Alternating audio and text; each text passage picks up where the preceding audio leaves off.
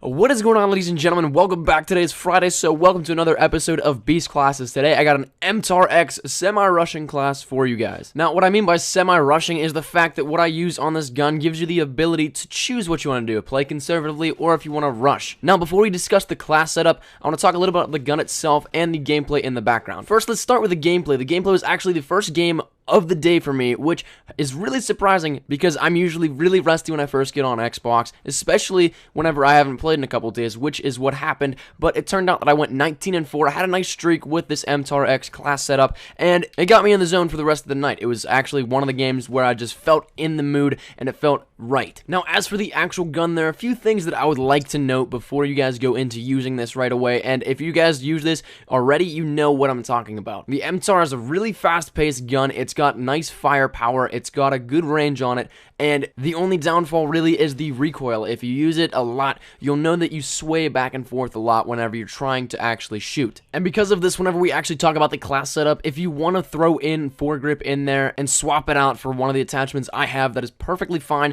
I just don't use it because I've finally gotten used to the recoil on the gun. Now, as for the actual class setup, what I run with my MTAR is a red dot and a muzzle brake. Red dot just because I like seeing exactly where I'm shooting. The iron sights I'm not too big a fan of, but that's just my personal preference. Like I said, you can swap that out with anything you want, whether it be foregrip or another sight. Anything you want, really. Muzzle brake is the one thing that I would actually keep on it, though, because it gives you a higher distance and a higher rate of damage at long range, and close range, it adds a little bit more to the damage. Now, it's very rare that I run a tactical on a class, but I do have the 9-bang equipped on this. Like I said, this can be something that's swapped out as well if you want another perk, but the 9-bang I just have equipped just in case I need to get in and out of an area and flash some enemies so that they don't know where I'm at, or I want to get some easy kills and they're just completely stunned. Now, the all-important perk setup. This is something that I always stress, and it's something that really helps out in this class especially.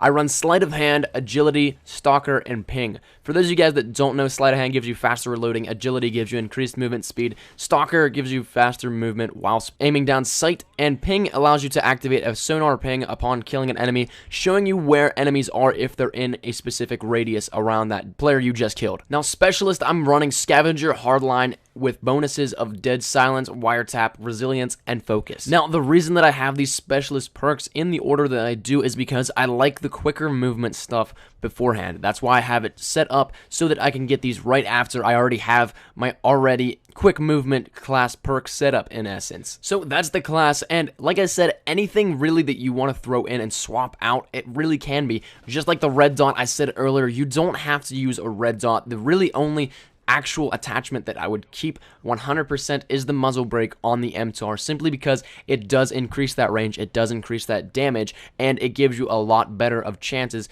in gunfights that you may or may not have the better chance of winning. Now, here's the big thing. Where is it practical? I can give you guys a first-hand testimony of where it actually works. I use this class setup in all of my competitive games. Whenever I play a competitive match, whether it be domination, blitz, or search, I'm going to be using this class more often than not. Reason for that is the muzzle brake. A lot of you guys, if you do know competitive, muzzle brake is one of the most used attachments in it. It adds that extra damage and range that is really, really helpful. Now, as for other practical uses, it depends on what your game style and gameplay type are. Like I said earlier, this class is built to be a semi-rushing / conservative class. It depends on what you want to do. And the thing that I really recommend is actually being able to go for objectives with this class. It's going to give you the ability to fend off enemies that are coming towards you while you're, say, capturing a base or something, or going for a blitz score, anything like that. Whenever you do, you're going to have the extra firepower and extra range of this muzzle brake, you're going to have the accuracy of the red dot, and then you're going to have a lot more firepower and fire rate because it is the MTAR. But that's about time, ladies and gentlemen. Thank you guys so much for watching. I hope you did like this class. As always, hopefully it does help a little bit in your gameplay, and if you don't like it, that's perfectly fine.